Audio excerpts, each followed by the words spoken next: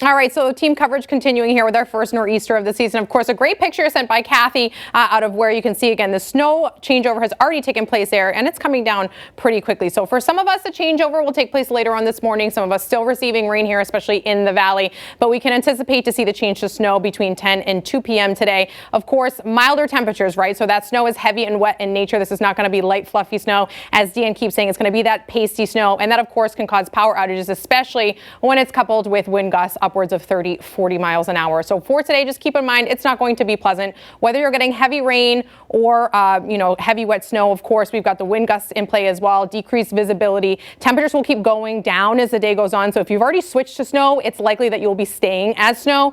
And then tonight, we'll see gradual clearing as the night goes on, but the wind is still in play, gusts of 30 miles per hour overnight with a sustained breeze of 10 to 20 miles an hour. Temperatures dipping into the 20s, so we'll see refreezing occur and a potential for black ice. It really is just advised to stay at home if at all possible. So at this point, if things continue, this is looking to be the more likely of the two scenarios that will have a widespread snow throughout western Massachusetts really by the earlier part of the afternoon. That will stick with us as the day goes on, and of course snow will start tapering off in terms of how heavy it is in nature. As the evening progresses, we could switch back to rain briefly here, and then flurries, of course, as we start to clear out on the tail end of this in the pre-dawn hours heading into Sunday. With that, we have up the snowfall totals. It's looking more likely that this band of heavy snow is going to shift a little bit more to the west, since some of these areas here in eastern Franklin, Hampden, and Hampshire counties are already seeing the changeover to snow. We've also made the gap here smaller in Springfield metro area, where amounts were expected to be a little bit less. So I would expect, and you can of course anticipate, to end up with totals here on the higher end of these ranges, with Worcester County still looking to be the jackpot.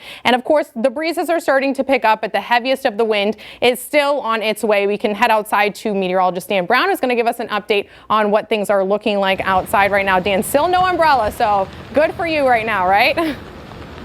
Yeah, well, you know what? I got rid of the umbrella. I have the hat now. And you know what? Even in the last 5 minutes, we are starting to see some flakes mix in, even here in Springfield. I mean, it's probably still about 85% rain, but starting to see those big flakes mix in, and that transition now starting to happen even here in Springfield. And that's going to continue to occur as we go through the morning. And by this afternoon, it'll be the snowfall. But there's not just the snow and the rain that we're contending with. It's the fact that the winds are going to start to pick up, especially as we get into the afternoon, late afternoon and evening, and even behind the storm system as it begins to pull away. And because the snow is heavy and wet in nature, and you couple that with strong gusty winds, the impacts in terms of power outages look to be fairly high, especially in eastern Hampden County, towns like Palmer, Munson, Brimfield, Holland, and Wales, where you're getting more snow and the winds will be a little bit stronger on into Worcester County. That's where we have the greatest chance of seeing some of those power outages later this afternoon as we go into the evening. Winds will be to 35, but with the snow, that makes it problematic.